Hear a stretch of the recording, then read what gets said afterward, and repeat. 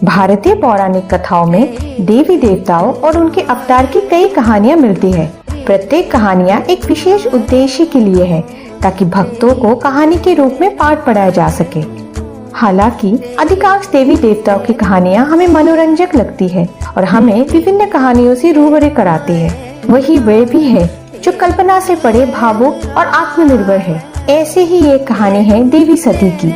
महादेव और सती की कहानी शिव और आदि शक्ति के बीच की पुनर्मिलन की कहानी है। नमस्ते दर्शकों, हमारे चैनल पे आप सबका स्वागत है और इस अद्भुत यात्रा का हिस्सा बनने के लिए हमारे साथ जुड़े रहें। ये उन दिनों की कहानी है जब भगवान ब्रह्मा ने पृथ्वी को आबाद करने के लिए अपने पुत्र दक्ष प्रजापति को सौंपा। तो दक्ष ने सार्वभौमिक माता आदि पराशक्ति की प्रार्थना की और उन्हें अपने संतान के रूप में जन्म लेने का अनुरोध किया। इस प्रकार माँ पराशक्ति ने दक्ष के घर में सती के रूप में अवतार लिया। दक्ष के पुत्री के रूप में उन्हें दक्षायनी के नाम से भी जाना जाता है। दक्ष के द्वारा देवी को मानव जन्म लेने के लिए ब्रह्मा जी की यही योजना थी कि सती शिव को विनम्र भक्ति से प्रसन्न करे और उनसे विवाह करे। धीरे धीरे सती भगवान शिव की भक्त बन गई। भगवान शिव के हृदय को जीतने के लिए सती ने अपने पिता के महल की विलासिता को त्याग दिया और एक जंगल में तप करने गई। वहाँ उन्होंने तपस्या की और शिव की आराधना की। इतनी कठोर उनकी तपस्या थी कि उन्होंने धीरे धीरे खुद ही भोजन त्याग दिया और एक दिन एक बिल्व पत्र खाकर दिन बिताने लगी। फिर उन्होंने वो खाना भी छोड़ दिया। उनकी तपस्या अंत में फल देती है। उनकी भक्ति की सीमा को महसूस करते हुए शिव ने स्वयं उनके सामने प्रकट होने का फैसला किया और फिर सती की इच्छाओं को स्वीकार करते हुए वो उन्हें अपने दुल्हन के रूप में लेने के लिए तैयार हो गए। सती विश्वास से परे खुश थी और फिर अपने महल लौट आई। उस दिन की प्रतीक्षा कर रही थी जब शिव आएंगे और उन्हें अपने साथ ले जाएंगे। हालांकि सती के अभिमानी पिता दक्ष इस घटना से खुश नहीं थे।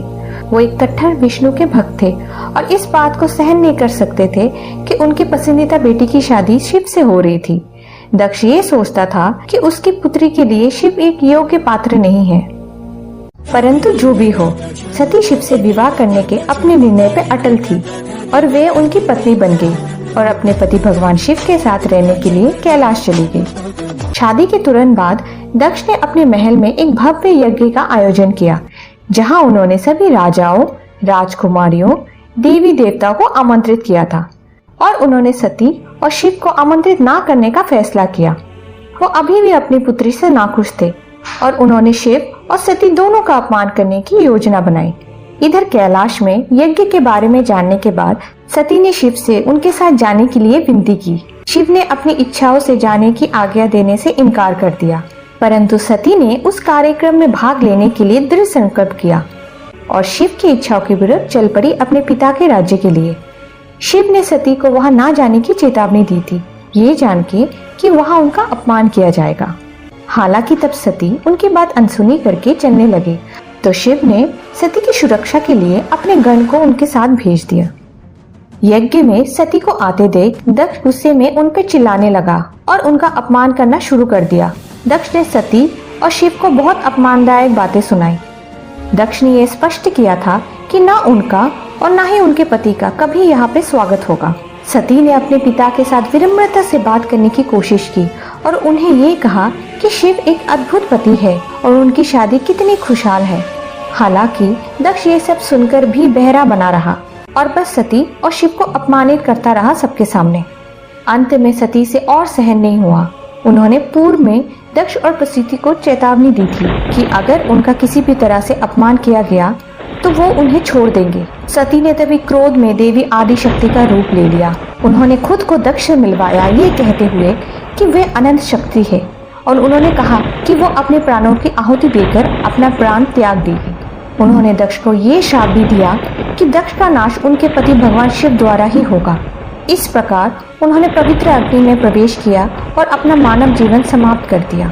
वहाँ कैलाश में जब भगवान शिव को ये बात पता चला तो शिव पूरी तरह से नाराज हो गए और रुद्र के रूप में बदल गए। वे हर तरफ सब कुछ जला देते हैं और सब जगह को बंजर भूमि में प्रस्तुत करना शुरू कर देते हैं।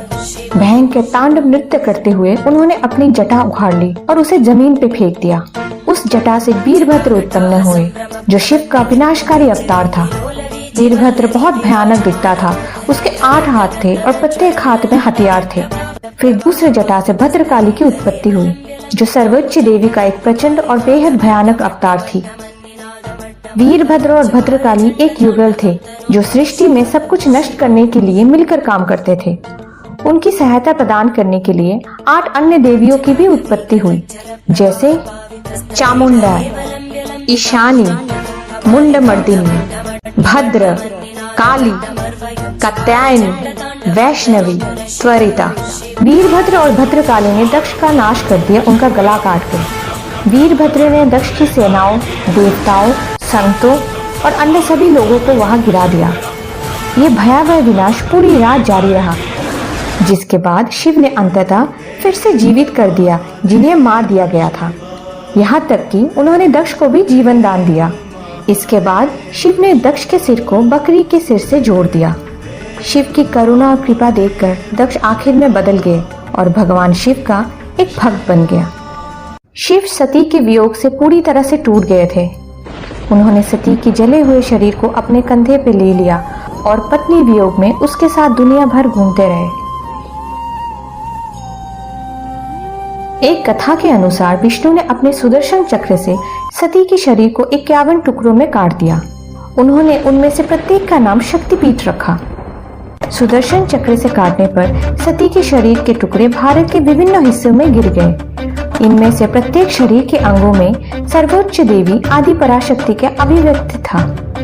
शिव, जिन्होंने कई सालों बाद अपने अस्तित्व को फिर से जाना, और वे भगवान भैरव के रूप में अवतरित हुए ताकि इन सभी शक्ति पीठों की रक्षा और संरक्षण का एक बड़ा कार्य पूरा कर सके।